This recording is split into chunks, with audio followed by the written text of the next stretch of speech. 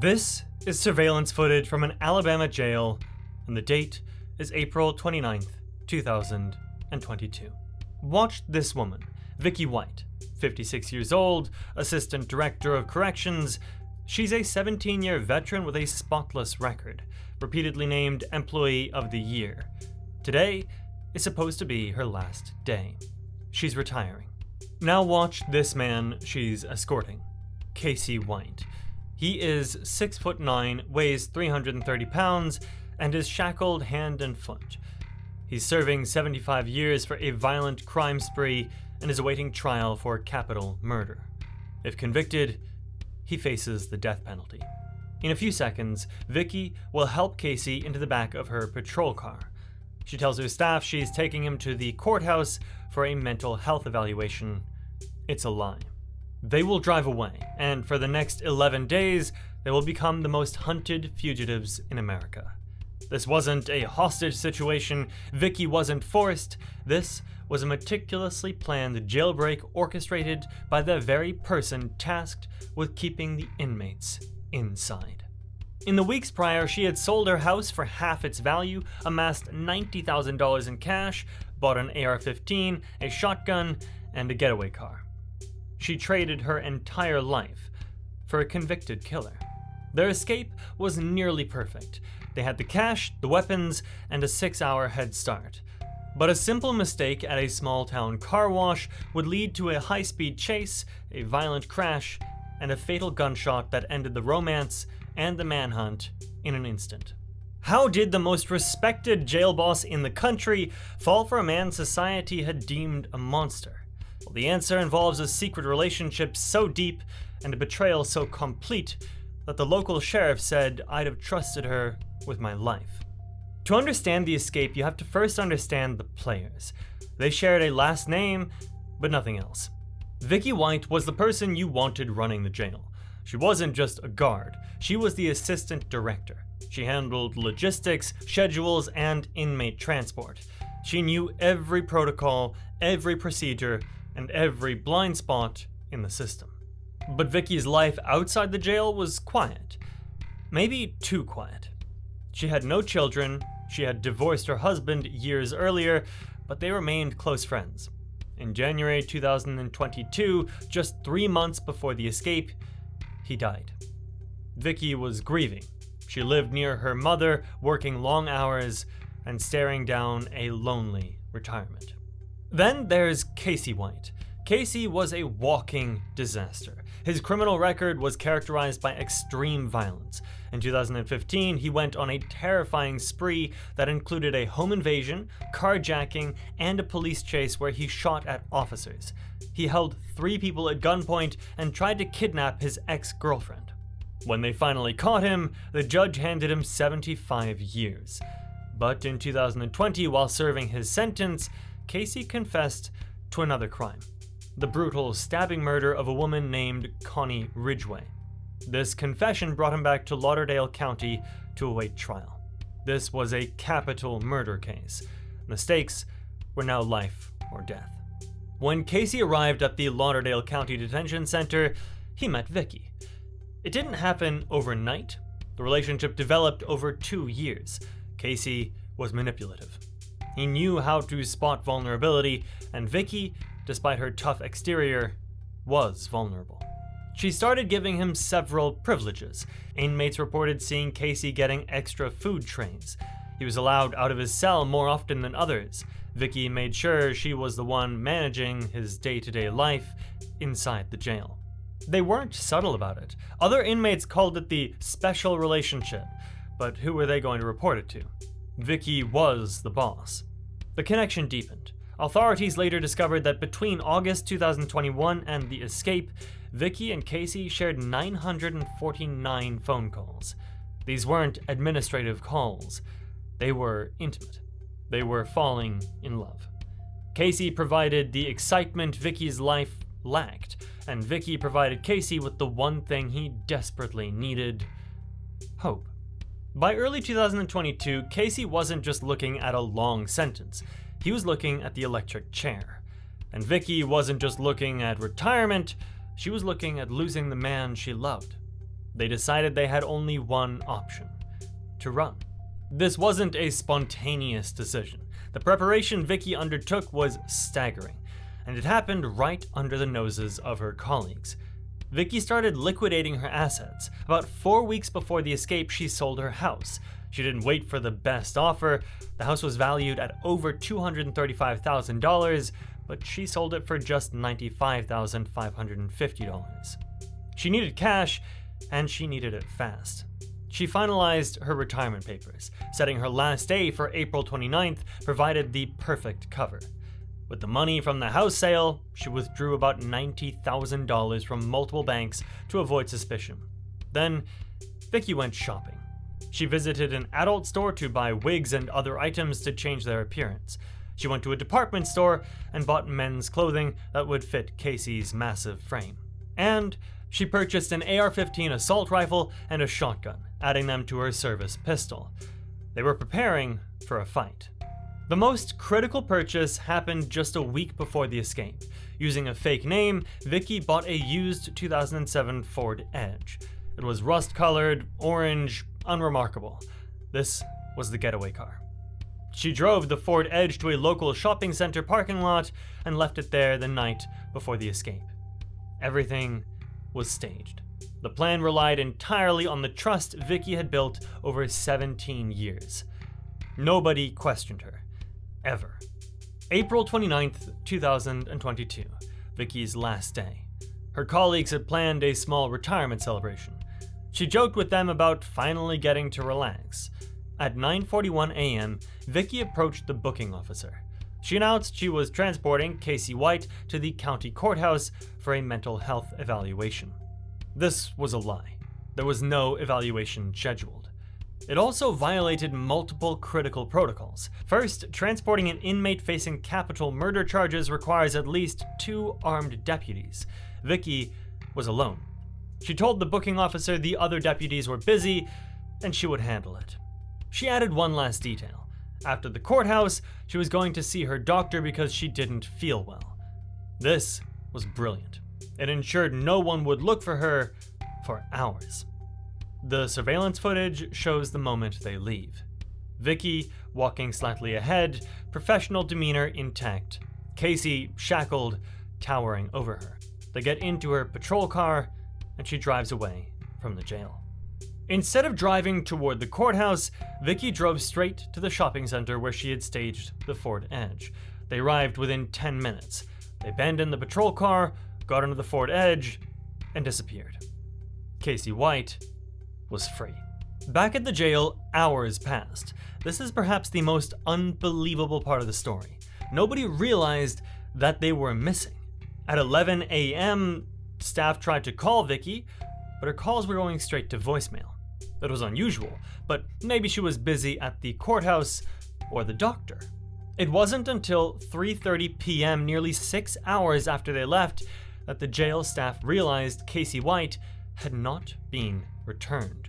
They checked with the courthouse, but he had never arrived. Panic set in. They finally understood Vicky White hadn't just disappeared, she had helped a murderer escape. The sheriff of Lauderdale County, Rick Singleton, was stunned. He had worked with Vicky for years. He described the initial feeling as disbelief. This was the woman who was supposed to ensure this exact thing never happened. The manhunt began immediately. The U.S. Marshals service was called in, the public was warned.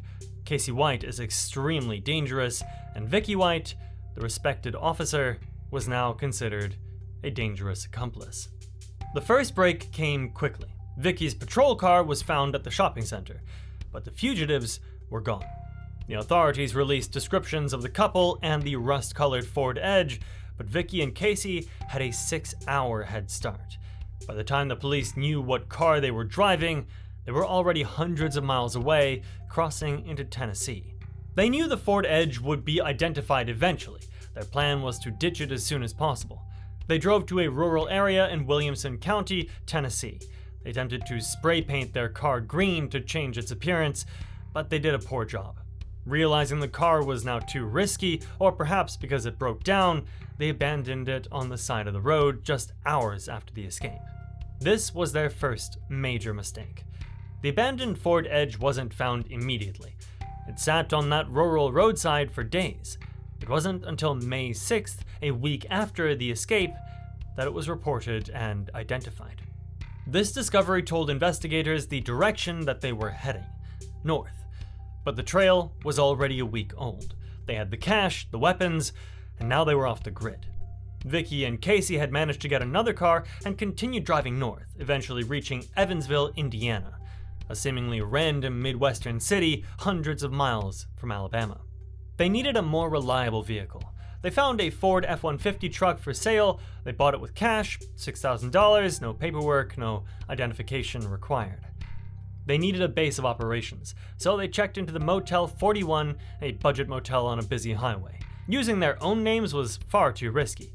Instead, they paid a local homeless man $100 to book the room in his name. They paid for 14 nights in advance.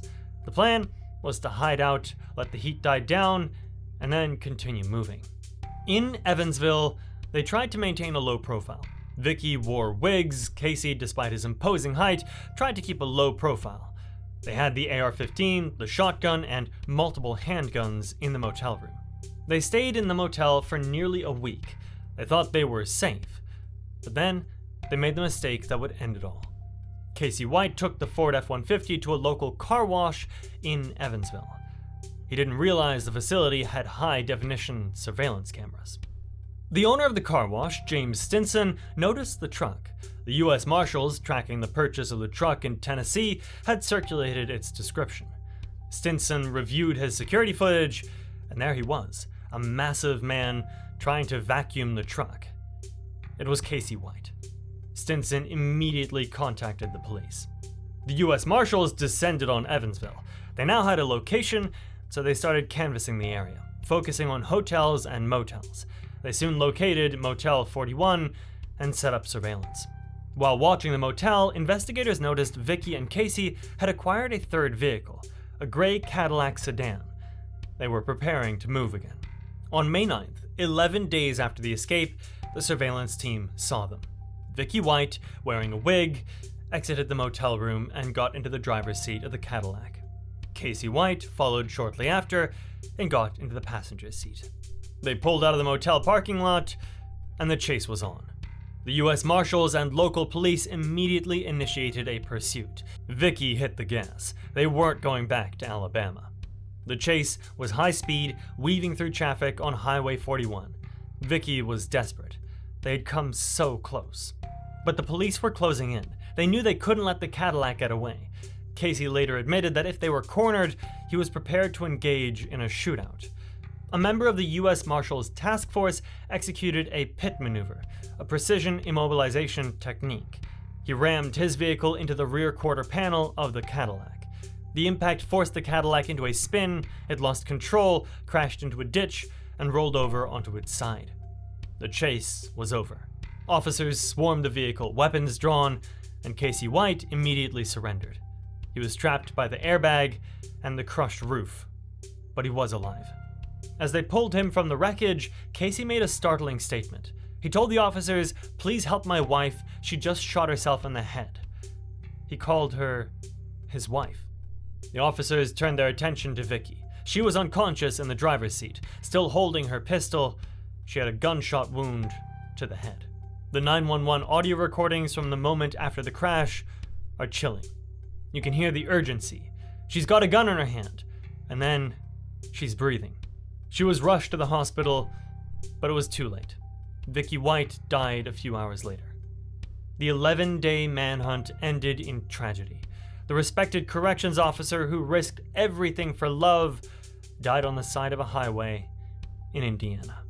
The coroner's report later confirmed that Vicky White's death was a suicide. She had shot herself just as the police closed in. She chose to end her life rather than face the consequences of her actions. When they searched the Cadillac, they found a massive arsenal. The AR-15, the shotgun, 4 handguns, and nearly $29,000 in cash. They also found the multiple wigs. They had spent over $60,000 in just 11 days. The aftermath of the escape left the community of Lauderdale County reeling. The people who worked alongside Vicky for 17 years couldn't reconcile the model employee they knew with the fugitive who betrayed their trust. Sheriff Singleton emphasized that Vicky's actions were the actions of a single individual who made a terrible choice. The trust that the system relied on had been broken by the person at the top. Casey White was extradited back to Alabama. He was no longer just facing the original capital murder charge and serving his 75-year sentence. He was now charged with escape in the first degree. Furthermore, because Vicky White died during the commission of the escape, a felony, Casey was initially charged with felony murder for her death. In a plea deal, Casey pleaded guilty to the escape charge. In exchange, the state agreed to drop the felony murder charge. During his sentencing hearing, Casey apologized for the escape, but maintained his love for Vicky. He said, "I loved Vicky, and I wouldn't drag her name through the mud for anyone in this courtroom." He continued, "First person to show me affection, first person to show me love in 6 years." He received a sentence of life in prison for the escape. But the story wasn't over. Casey still faced the trial for the 2015 murder of Connie Ridgway. In another twist, just before the trial started, Casey White pleaded guilty to that murder as well. He received another sentence of life imprisonment without the possibility of parole. Casey White is now housed at the William E. Donaldson Correctional Facility in Alabama, a maximum security prison. The state of Alabama implemented new protocols to ensure he never escapes again, requiring multiple armed guards and maximum restraints for any transport. The exact protocols Vicky White ignored. Their 11 days of freedom had cost them everything. If you enjoyed this Prison Break case, check out the channel. There you'll find many great stories just like this one. If you like what you see, please subscribe. I'd be very grateful, and I'll catch you next time.